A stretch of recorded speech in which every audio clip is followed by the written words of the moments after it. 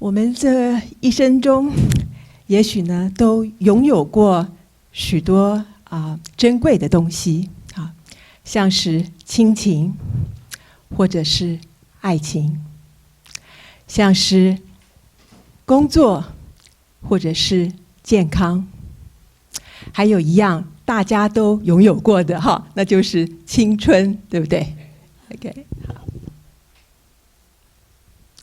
但也许呢，我们这一生也失去过。也许呢，你有失去亲情的经历，像是亲人过世啊，也许是你的父亲或母亲，也许呢是你心爱的配偶，或者呢甚至是你宝贝的孩子啊。当他们死去的时候，你可能会觉得你自己好像也有一部分跟着他们死去哈，是那样子的痛苦。或者呢，你的亲人都健在，但是呢，你失去跟他们一起欢聚的机会。也许你们来到美国哈，那离乡背井哈，所以呢，还有很多的亲人在你们的老家，是不是？两地相隔，你也许对他就非常的思念。那或者是呢，你的孩子长大了，需要离开家。你还记得孩子小的时候哈他第一天去上幼儿园的时候，那个时候呢，可能呢是孩子抱着妈妈哭，对不对？不肯一个人留在幼儿园。但是当孩子长大要去大学的时候，那个时候怎么样？那可能是妈妈抱着孩子哭哈，舍不得他去上大学，对不对？我想你们都有这个经验，是不是？ Okay.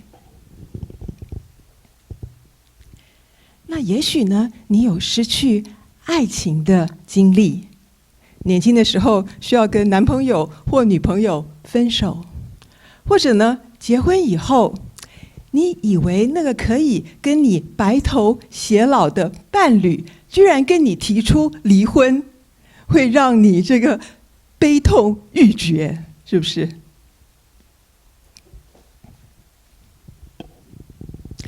或许呢，你有失去工作的经验，公司裁员就面临失业，或者是年纪到了就面临退休。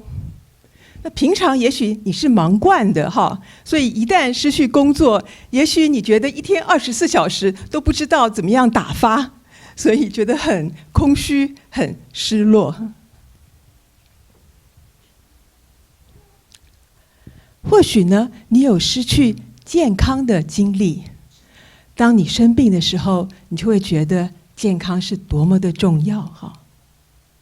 所以有人说，在我们年轻的时候，常常呢是用健康来换取金钱，好，因为那个时候呢这个赚钱第一，是不是？我们就会拼命的赚钱，也许是熬夜加班，完全不管身体的健康哈，为的就是要赚钱。但是当我们年纪大的时候，那个时候呢，可能呢我们是用金钱来换取健康哈，我们会愿意花大把的钱去买各式各样的健康食品或补品哈，为的就是要得到健康。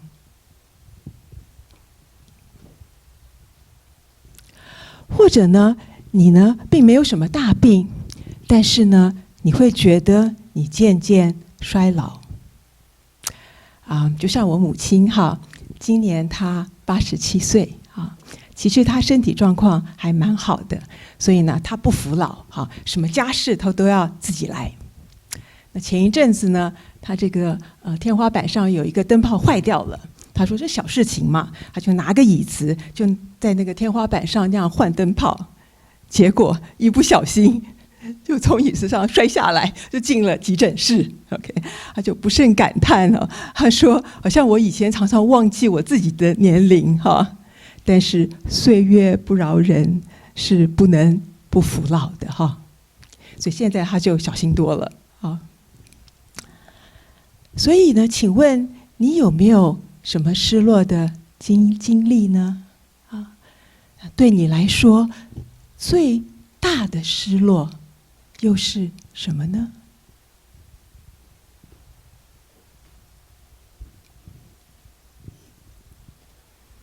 人面对失落当然呢会哀痛这哀痛呢是非常自然和正常的反应。这样，当别人哀痛的时候，有的时候我们不知道说什么好，我们就会说：“哎呀，你不要难过了。”其实那是不正确的其实他需要难过，因为他如果把很多的情感都压抑在心里，其实他的哀痛呢会比较难以复原。所以哀痛是很正常、很自然的反应。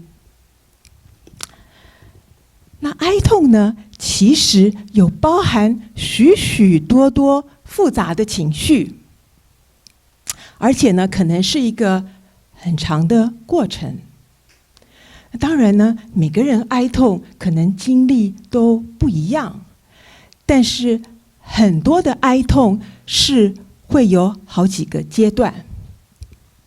譬如说，当你一开始面对哀痛的时候，可能一开始面对失落的时候，可能你第一个反应是否认，这不可能是真的，你们一定是搞错了，或者是说，我可能是在做噩梦吧，我还没有醒来而已。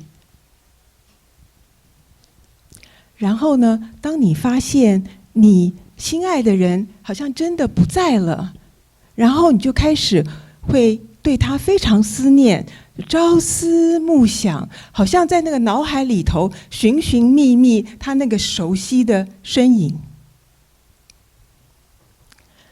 然后也许你会愤怒，你会觉得说，太不公平了，怎么会发生这种事情呢？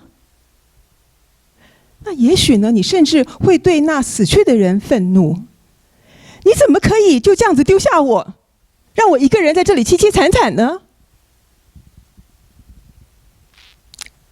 到后来呢，也许你会忧伤你会觉得说，对什么都没有兴趣，然后觉得什么都没有意义。也许到最后，你才会接受事实，然后你发觉你需要调整自己，去适应那个也许没有你心爱的人的那种生活。你开始重新建立你的未来。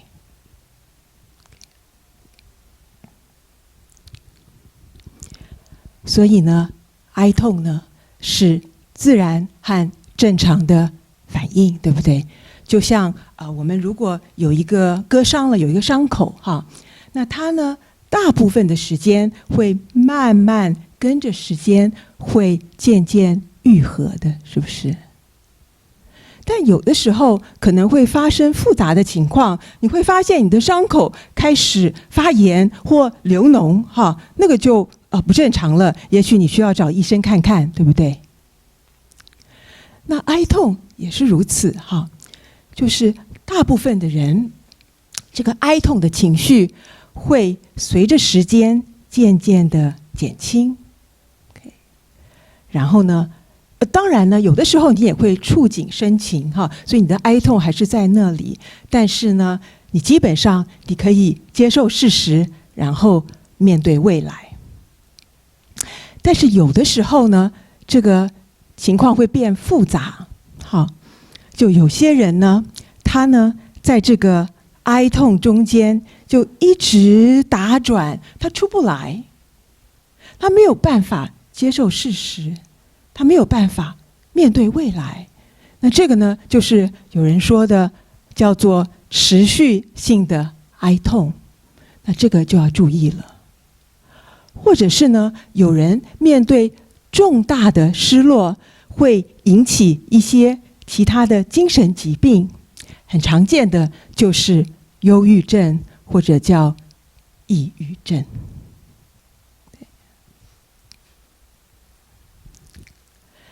怎么样区分什么是正常的哀痛，什么是持续性的哀痛，什么是忧郁症呢？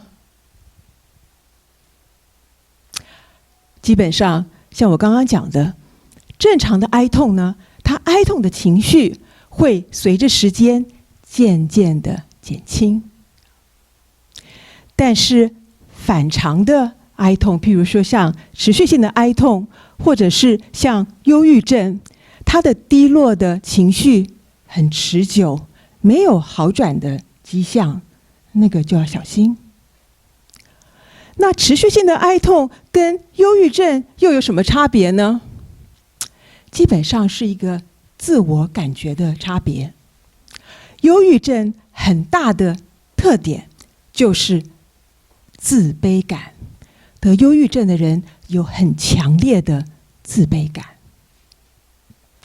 那持续性的哀痛呢，虽然呢，它可能会对死去的人非常的悲哀，但是呢，基本上他保持他的自尊心，他自我的自我感觉还是良好的。而且持续性的哀痛，它的起因，它的定义其实就是亲爱的人过世。那忧郁症的起因呢，有各种因素，这个待会儿我会解释。好，现在我们来看一个例子，好不好？陈太太今年50岁，她的先生呢，1年前因心脏病突然过世。她到今天还是每晚哭泣，想念陈先生。上班的时候呢，也常常感觉麻木，坐着发呆，被老板责备。她很担心会丢了工作。陈太太在30多岁的时候呢，认识陈先生，她觉得他是她一生最好的朋友。他们没有小孩，所以他们觉得对方就是自己的一切。先生走得太突然，陈太太呢完全没有心理准备，她又震惊又迷惑，没有办法相信他真的走了。他现在每次听到医生误诊的新闻报道就很生气，他觉得他们的家庭医生应该为陈先生的死负责，因为陈先生看了他多年，他却从来没有发现陈先生心脏有问题。陈太太呢，不再和以前的朋友来往，觉得他们都不了解他。也很怕遇到他们，就会想起以前和陈先生一起出席朋友聚会的情景。财务的事呢，以前都是先生负责，现在一大堆的账单，他却毫无心情处理。他实在无法想象，没有了陈先生，将来会是什么样子。好，我想问问你们哈。如果你是陈太太的亲人或者是朋友的话，你会不会担心？对，他很可能是得了持续性的哀痛。好，那持续性的哀痛，它的定义是什么呢？就是当亲人过世，他有下面这些症状，而且持续6个月以上。哈，譬如说成天思念死者。好，陈太太有没有成天思念死者？有哈，对不对 ？OK， 因为她先生1年前过世，她到今天还是每晚哭泣，哈，想念陈先生。那她是不是 OK？ 还有一个症状是无法接受亲人的死。陈太太是不是无法接受亲人的死？是哦，对不对？他又震惊又迷惑，没有办法相信他真的走了啊！麻木，陈太太有没有麻木？有哈 ，OK。他上班的时候常常感觉麻木，哈，只是麻木有的时候可能是人，有的时候他一种那个保护的作用，他麻木，他有时候就不觉得痛了哈 ，OK。好，然后有没有愤怒？我刚刚讲过，很好，你都听到都知道，他觉得他的家庭医生应该为他先生的死负责。OK， 他有没有逃避？有哈。OK， 我们刚刚说了，他好像很怕碰到朋友，因为跟朋友在一起就会想起他以前跟陈先生一起出席那个朋友聚会的那个情境啊。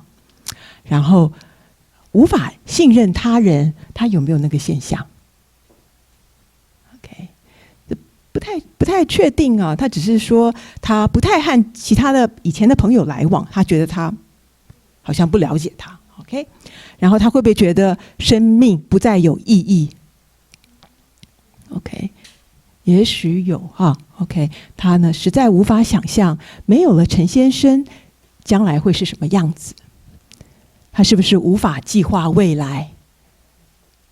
是啊，他没有办法面对未来，他不敢想未来，而且呢，现在的譬如说手头上一大堆的账单，他都不想处理。OK， 而且呢，社交、职业或其他重要的功能减损，他有没有生活的功能减损？有哈。OK， 他呢，譬如说他工作上，他可能呢就很危险哈。他呢常常被老板责备，很担心会丢了工作。OK， 现在我们再来看另外一个例子，哈，是另外一种失落。45岁的王林，哈，带着2个孩子在美国念书。先生做生意，常在中美两地往返，夫妻聚少离多，王林不以为意。没有想到最近，先生居然提出离婚，才知道他早有新欢。王林痛不欲生，2个月来以泪洗面，睡不好，吃不下，每天精神恍惚，对什么都提不起兴趣。王林的父母都是医生，工作忙碌，但管教严厉。王林从小没有感到父母的爱，觉得他们重视的只是他的学业成绩。在学校里，因性格内向、个子矮胖，常被同学讥笑，让王林觉得很自卑。大学毕业后，在一家银行上班，工作稳定，但始终找不到男朋友。30岁那年，经朋友介绍认识了他现在的先生。虽然他家境穷，学历差，但外向风趣，高大健壮。王林一见钟情，半年便闪电结婚。那时，王林觉得她是世界上最幸福的女人。虽然有时听到他先生行为不检的闲言闲语，王林都觉得是别人嫉妒他。现在面临离婚，王林才觉得15年的婚姻也许都是个骗局，他可能从来没有爱过他，以后呢，也没有人会爱他。他觉得生命没有意义，从公寓的2楼阳台，他很想往下跳。王林很可能是得了忧郁症。那我们来解释一下忧郁症。OK， 忧郁症呢，其实有很多类型，但最主要的类型有2种，一种呢是重郁症，一种呢是持续性忧郁症或者是轻郁症。这2种有什么差别呢？这个有点像是急性病或者是慢性病。这重郁症就像急性病哈，这个呢这个症状呢很严重，但时间比较短。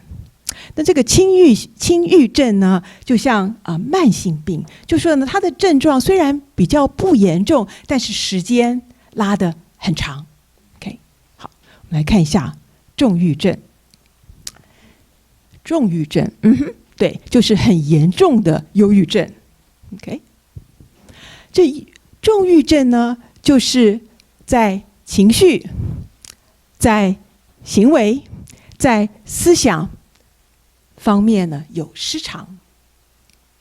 在情绪方面，心情很低落，然后呢，对什么都不感兴趣，然后一天到晚都觉得很累，然后呢，有很强烈的自卑感。在行为方面，不是呢吃的太少，就是吃的太多。有人忧郁症是一直吃的，其实或者呢睡得太少，会睡得太多，或者呢动作很迟缓或动作很激动，就是行为反常。或者是思想方面，注意力没有办法集中，然后呢有反复的自杀意念。如果呢一个人他有5项以上这个症状，而且持续两周，而且这些症状造成他社交、职业或其他生活的重要功能减损呢，这个我们叫做重郁症。那你觉得王林有没有得重郁症？好，我们来看一下。好 ，OK， 他有没有心情忧郁？一定有的哈，对不对？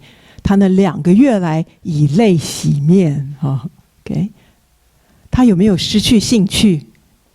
有哈，我们刚刚说他呢对什么都提不起兴趣。有没有疲倦？这我们不太确定哈。有没有自卑感？有哈，刚刚可有人看他呢，从小就常常被同学讥笑，让他觉得很自卑。在行为方面，他的食欲有没有问题？有哈，他吃不下。睡眠有没有问题？有哈，睡不好，是不是 ？OK， 动作方面有没有什么问题 ？OK， 这个，OK， 对，精神恍惚哈，他的注意力有降低，对不对？他每天精神恍惚，然后有没有反复的自杀意念？可能有哈，因为他觉得生命没有意义。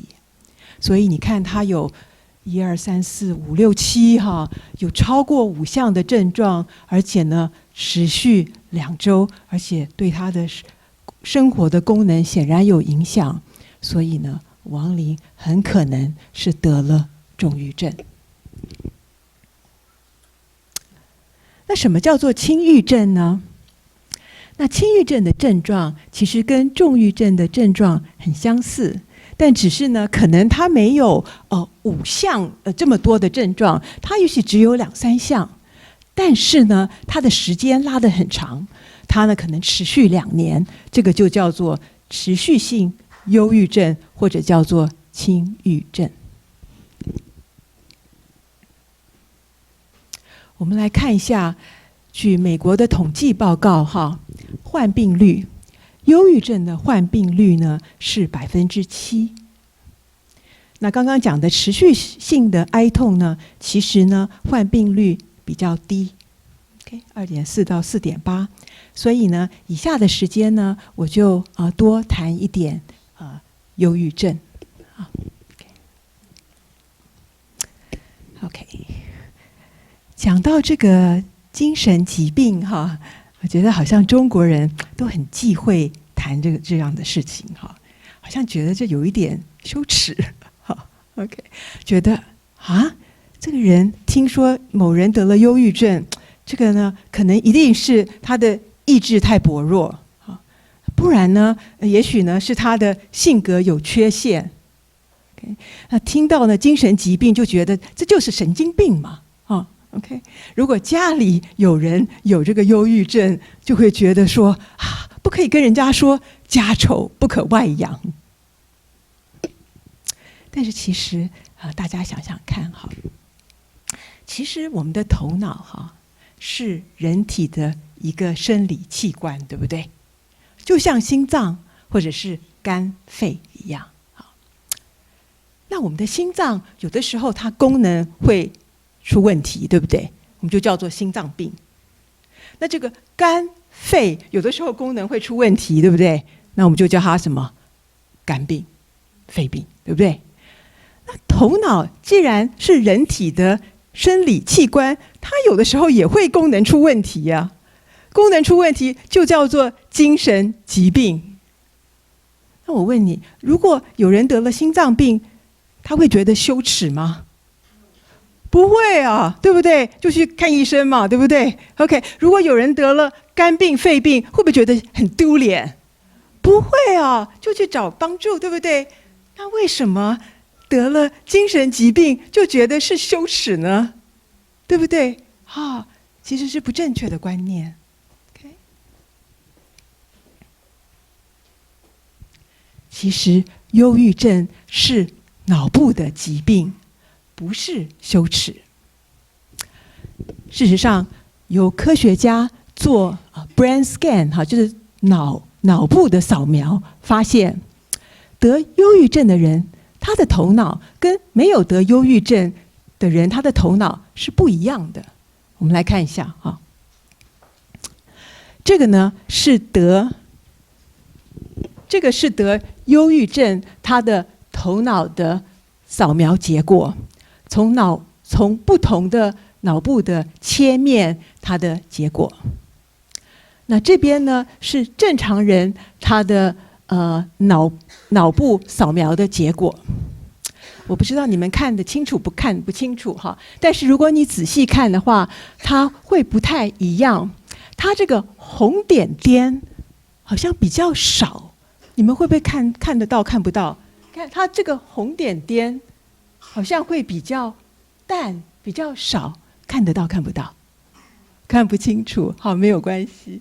OK， 就是说他这个谢谢魏传道。OK， 好，就是现在有没有看得清楚一点点 ？OK， 好，就是说他这个他的红点点会比较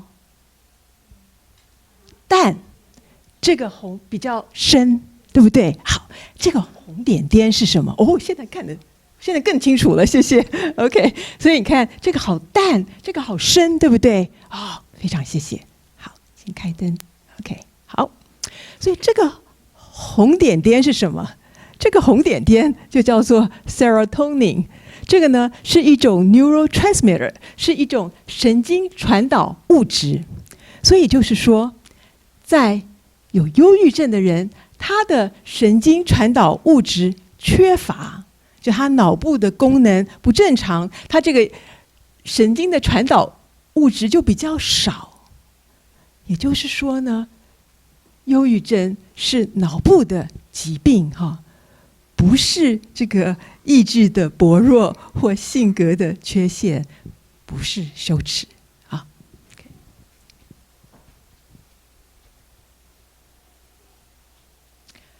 那有什么因素会造成他的脑部的功能失常呢？第一，可能是先天的遗传。据统计，如果直系的亲属有忧郁症的话，那这个人他得忧郁症的可能性会增加到2倍或4倍。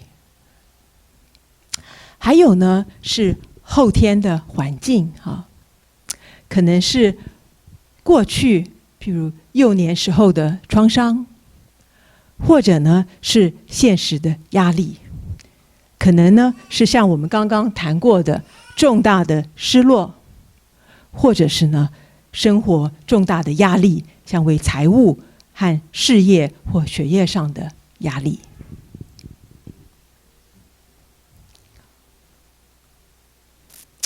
好，我们现在来看一下王林的例子他有什么危险的因素呢？他有没有先天遗传？我们不知道不知道。那他有没有过去的创伤？有对不对 ？OK， 他好像从小他没有感到父母的爱。然后好像从小就常常被别人笑就让他很自卑。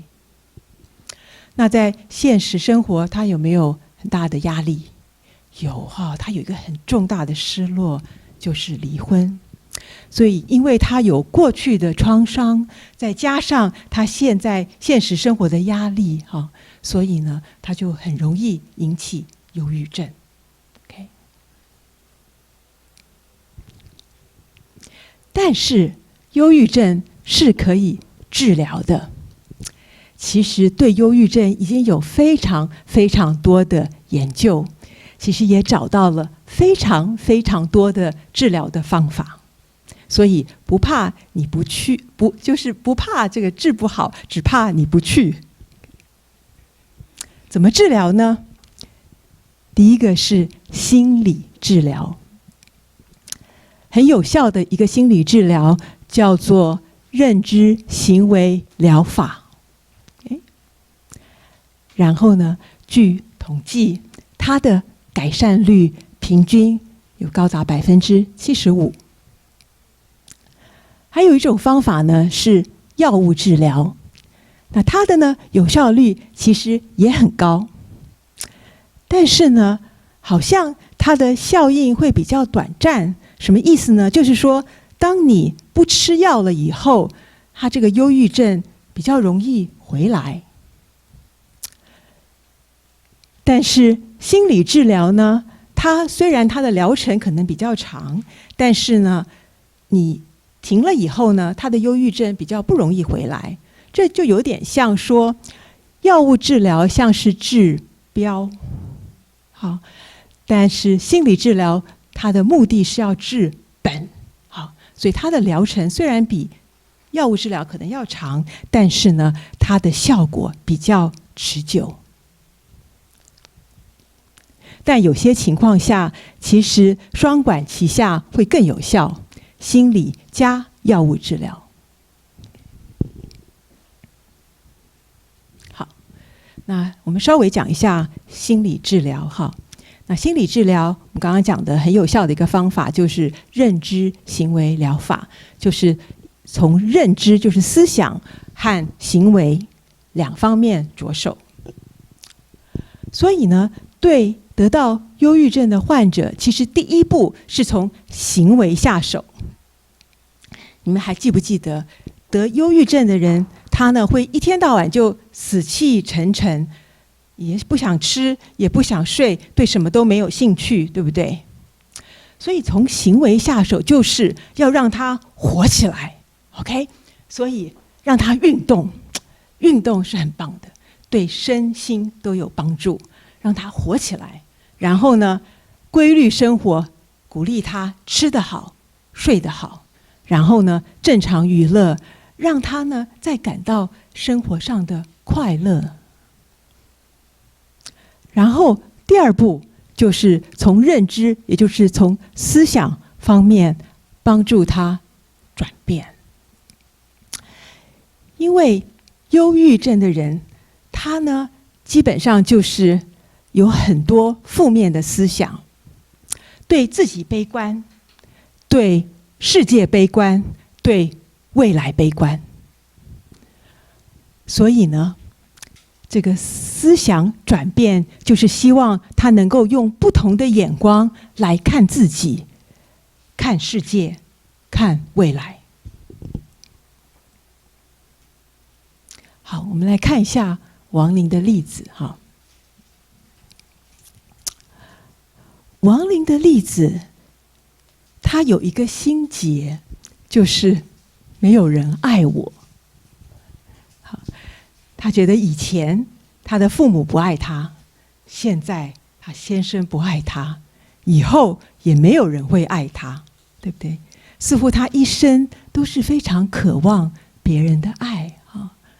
然后呢，可能他这最大的恐惧就是没有人爱。其实没有人爱是很多人的恐惧。其实是不是我们每个人都希望别人喜欢我们，对不对？都希望别人尊敬我，都希望别人肯定我，是不是？好，举个例，譬如说今天有人跟你说，哇，你好聪明，好能干哦，那你会觉得怎么样？好开心哦，对。但是如果明天有人跟你说，你好笨呢，连这个都做不好，你觉得怎么样？很失望，对不对？但是你想想看，其实你就是你，对不对？人家说你聪明，你也不会多聪明一点；人家说你笨，你也不会就少聪明一点，对不对？那你为什么要这么在意别人对你的评价呢？好像似乎你不知道自己的价值在哪里，你需要别人告诉你。如果别人说你好，你就觉得我真的是很好然后我就得意洋洋；如果别人说我不好，我就觉得哎呀，我真的是很烂呢，我就垂头丧气，就好像是我让别人来定我的价值，是不是？然后我的情绪就是让别人来左控，是不是？所以呢，我的自我、我的情绪就看别人这样子上上下下、高高低低，这是很痛苦的人生哦。是不是 ？OK， 那我觉得其实王林就是这个样子。王林他就是让别人，就是他的先生定他的价值，是不是？刚刚这位弟兄有讲，当他的先生，当他觉得他先生爱他的时候，他就觉得他是世界上最幸福的女人；当他先生告诉他不爱他的时候，他就觉得生命没有意义，他好像是为他先生活一样，是不是？他应该为他先生活吗？他应该让他先生定他的价值吗？不对，对不对 ？OK， 他应该知道他自己是有价值的，是不是？他的生命是宝贵的，是不是？他是可爱的。他生命的意义不是他先生帮他定，他生命的意义是他自己来决定的，是不是？所以呢，很多人呢让别人定你的价值，像王林的例子，因为他有很强烈的自卑感，也就是说，其实他的自我并不太健全。他应该要知道他自己是有价值的。你知道，因为我们没有办法控制别人到底爱不爱我，我没有办法控制别人到底喜不喜欢我，尊不尊敬我，你知道吗？但是我们可以控制的是什么？我们自己要爱自己。请问你爱你自己吗？哇，你们这个 EQ 好高哦！我去别的 group， 他们都说，什么意思？OK， 因为很多人不知道什么叫爱自己，你知道吗 ？OK， 因为，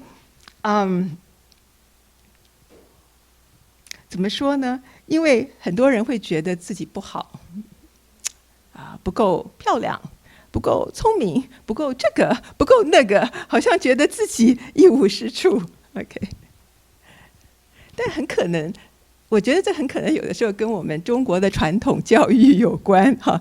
因为爸爸妈妈其实他都是爱我们的，但是他不会表达他的爱，好，对不对？所以呢，因为他望子成龙，望女成凤，对不对？所以呢，他都是好像用批评的角度来看你怎么样，你怎么样，这个这样怎么样。所以其实王林，他的父母也许是爱他的，知道吗？但是他们不会表达他的爱，也许对他的都是管教，都是批评，所以他就觉得自己一无是处，就自己很自卑，是不是？所以呢，那我再问你们，那你们爱你们的孩子吗？爱哈，都爱，对不对？那如果她不太漂亮，你会爱她吗？爱呀。如果她不太聪明，你会爱她吗？也爱，对不对？这个就是无条件的爱跟接纳，对不对？那所以很多人他会无条件的爱跟接纳孩子，但他不太知道怎么样无条件爱跟接纳自己，对不对？他会觉得自己好像一无是处，对不对？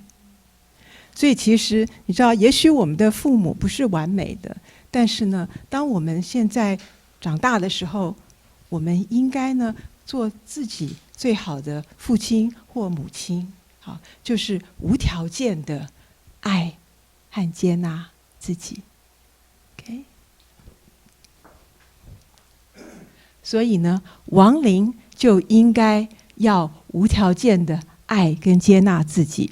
所以呢，他需要的思想转变就是从追求别人的爱，从让别人定他的价值，到无条件的爱和接纳自己，到他知道他自己是有价值的，他自己是尊贵的，他自己是可爱的。Okay? 这个就叫做健全的自我。所以其实我们想想王林的例子，他的婚姻破裂，事实上并不是他真正的问题。他在婚姻破裂之前，他就有问题了，对不对？他的自我就有问题了，对不对？所以他婚姻破裂只是暴露他这个问题，对不对 ？OK。所以如果王林因着这次的事件，他能够醒悟到，知道自己自我是有问题的，然后寻求帮助，重新建立他的自我的话，事实上，这个原来是咒诅的，可以变成祝福；原来是失落的，他可以从失落中得到成长。所以我们中国人说危机，我觉得是非常有智慧的。每一个危险，其实都是一个机会；每一个失落，其实都是一个得到成长的机会，是不是？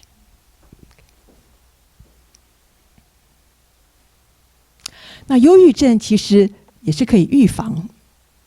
我们刚刚讲到，忧郁症造成忧郁症有一些危险的因素，哈。所以呢，要预防忧郁症，就要从这些危险的因素着手。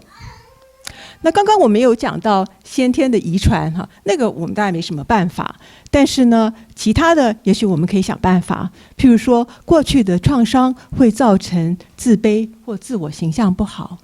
那其实呢，我们应该很注意自我的形象，应该要建立一个健全的自我。正确的信仰可以帮助我们建立一个健全的自我，因为在神的眼里，我们是他宝贝的儿女，对不对？他是无条件的爱和接纳我们。或者过去的创伤太大，自卑感太强烈，也许你需要专业的咨询。那现实的压力怎么办呢？因为有些呢，这些来是突然来的，对不对？那要怎么样预防忧郁症呢？这个就像预防流行性感冒一样，哈。你要预防流行性感冒，你平常身体就要健康，对不对？注意自己的健康，你的抵抗力就会强，你就可以预防这个流行性感冒。那忧郁症也是，平常就要注意你生理和心理的健康，平常就要有健康的生活，睡眠要充足，饮食要健康，运动要定时，然后呢，有正常的休闲和良好的社交啊。如果你有忧郁症的亲友，你会怎么办呢？其实你可以鼓励他寻求专业的帮助，而且呢，像刚刚那位姊妹讲的，耐心的倾听啊，不要批判啊，不要说你为什么老是这样死气沉沉的呢？你知道，就像有人感冒，你不可能叫他不咳嗽，你知道吗？所以得忧郁症的，他不可能不死气沉沉，除非他忧郁症好起来哈。当然，我刚刚说的，有人说了，鼓励他外出其实很好，让他出去运动一下，对他好。但是也不能强迫他哈，要给他一些自主权。还有很重要，就是你的亲友，你要帮助你的亲友，你第一个先要照顾好自己哈。就像如果在飞机上，飞机出事的时候，你要自己先把你的氧气罩戴好，你才能带氧气罩给别人，对不对？你先要照顾好自己，你才可以照顾别人。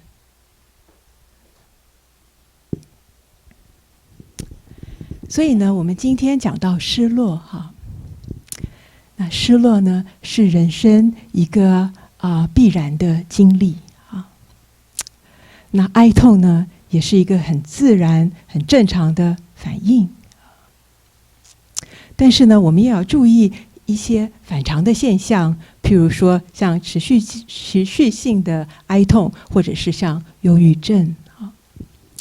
那忧郁症呢，是一个脑部的疾病哈，不是羞耻，是可以治疗和预防的。那最后呢，我想跟大家分享一个我自己失落的经历啊。大概在20年前哈，有一位我很爱的亲人过世哈，让我非常的悲痛。但是那呢，也是我第一次的真正面对死亡。在这以前，好像死亡是很遥远的名词哈。当你面对死亡的时候，你才会发现，原来死亡是这么近，你的生命是这样的短暂和有限。我那个时候才发觉，原来我好像都在浪费我的生命。我常常为一些鸡毛蒜皮的小事会不开心。从那个时候，我就觉得说，我需要把握生命，我需要过一个有意义的人生。但是，什么是一个有意义的人生呢？我其实不太清楚。但是，我就开始思想这个问题。那个时候呢，我是个电脑工程师。至于我为什么会成为一个电脑工程师呢？那其实是有点可笑。其实我年轻时候，我的梦想是做一个护士，我喜欢帮助人。但是人家告诉我说，不要去做护士，那太像下女了，应该去做那个药剂师，那比较受人尊敬啊。所以我就去念了药学系。后来呢，我来到美国，人家又跟我讲，不要去做药剂师，应该要去做电脑工程师啊，因为容易找事，赚钱又赚得多啊，所以我就成为电脑工程师。所以其实我这一生好像也是糊里糊涂这样子随波逐流。我也是在追求别人的肯定，我也是在追随那世界的价值标准，对不对？所以其实我也当了20多年的电脑工程师啊，但是我觉得这对我来讲好像只是一份工作，那不是我的热爱哈，那好像跟我的性向也并不是太符合。那我想到我年轻时的梦想，其实护士跟我的性向比较符合，我对人比较有感情，我对那个电脑机器其实比较没有感觉。OK， 但是我有自知之明哈，我知道那个时候我体力其实不如以前，我不能真的去做护士哈，我不能去那个值大夜班这种的哈。但我又想，也许我可以去做一个心灵的护士，也许我可以治疗人们那内心看不见的创伤啊。所以后来我就下定决心，我就辞去了我工程师的职位啊，我就回到学校去念心理咨商学的学位，拿到这个执照以后，我就是一个心理咨询师。我觉得那大概是我一生中做的最明智的决定之一哈。我现在热爱我的工作，我常常有如鱼得水的感觉。我觉得我找到我人生的意义啊。所以如果现在回想起来，当年那个失落虽然是一个痛苦，但是呢，是我生命的转捩点。